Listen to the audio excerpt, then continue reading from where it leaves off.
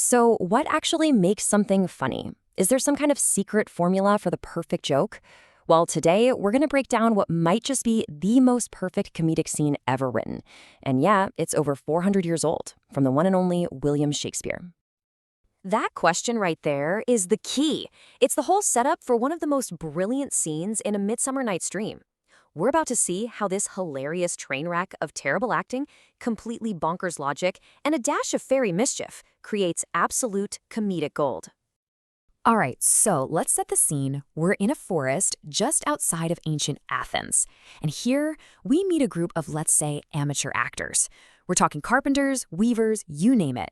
They call themselves the Mechanicals, and they are taking their rehearsal for the tragic love story of Pyramus and Thisbe very, very seriously.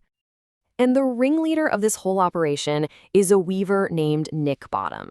Now, this guy has all the confidence in the world, but maybe not the best ideas to back it up. As the star of the show, he immediately starts finding all these huge problems they have to solve before they perform for the Duke. First problem, the violence. The hero is supposed to die by the sword, and Bottom is super worried this is going to freak out the ladies in the audience. And his solution?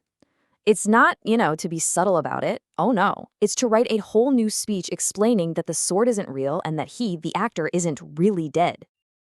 And this is where you really start to see how their minds work. They're worried a lion on stage will be too scary? Simple. Just have the actor, a guy named Snug, poke his head out of the costume and be like, "Hey everyone, don't worry, I'm not a real lion."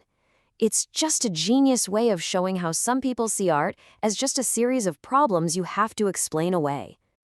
Okay, next up, special effects. The scene needs moonlight. Their first idea is actually not terrible. They're going to check an almanac and just hope the real moon shines through a window during the performance.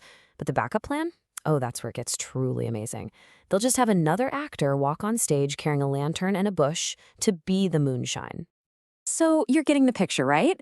These guys solve every single artistic problem in the most absurdly literal way you could ever imagine. Can't bring a real wall on stage? No problem. Just get an actor to play the part of a wall and hold his fingers apart to make a little hole for the lovers to whisper through. It's just gloriously bad theater. Now, right as this wonderfully terrible rehearsal is getting into full swing, they get an interruption. See, hiding in the trees, unseen by our actors, is a magical creature who just loves a bit of chaos. And that creature is the mischievous fairy, Puck. He stumbles onto this rehearsal, and you can just imagine him thinking, what in the world is this? This is the weirdest, most serious play I've ever seen. I have to get involved. So Bottom gets ready to deliver his lines as the hero, Pyramus, and he immediately messes up. He's trying to say the flowers smell sweet or odorous, but what comes out is odious, which means hateful. The director corrects him, but, the tone has been set. He then wanders off stage into the woods to wait for his next cue. And Puck, seeing this as the perfect opportunity for some real trouble, quietly follows him. This is where the whole scene just pivots into madness. A moment later, Bottom comes back on, all ready to deliver his next line. But his friends, the other actors, they take one look at him and just scream in total terror. They're shouting about monsters and being haunted as they run for their lives. And here it is, the big reveal. Puck has magically transformed Bottom's head into the head of a donkey. But the best part, the absolute genius of the whole joke, is that Bottom himself has no idea. He just thinks his friends are trying to play a prank on him. So, left all alone and totally confused, Bottom decides the best way to show them he's not scared is to just walk around and sing at the absolute top of his lungs. A loud, braying, perfectly donkey-like song, of course.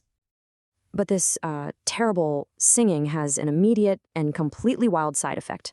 It wakes up the beautiful queen of the fairies, Titania, who just happens to be magically asleep in a bed of flowers right nearby. See, there's another piece to Puck's prank. Earlier, he squeezed the magic love potion on Titania's sleeping eyes, which makes her fall madly in love with the very first thing she sees when she wakes up. And that thing is, of course, our man Bottom with his new donkey head. And she is instantly, deeply, poetically smitten. And what happens next is one of the greatest comedic pairings in all of literature.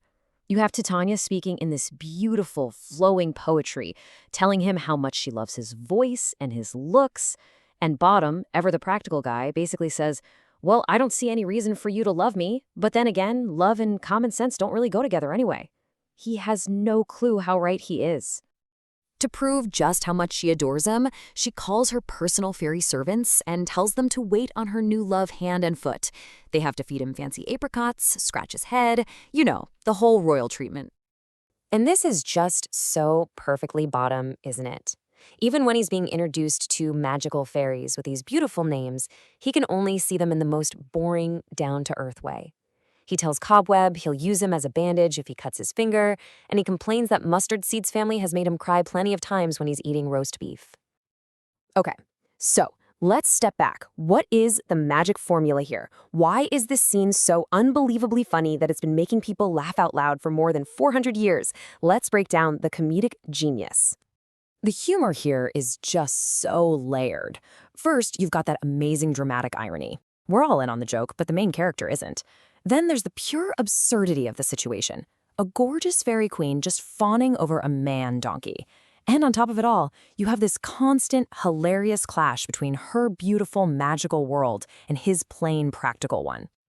In the end, this scene is a complete masterclass in comedy, and it all comes down to this one gloriously mismatched couple. It really proves what Bottom accidentally figured out. When it comes to love, reason and logic often don't stand a chance. It kind of makes you wonder, what's the most unexpected and maybe funniest pair you've ever seen?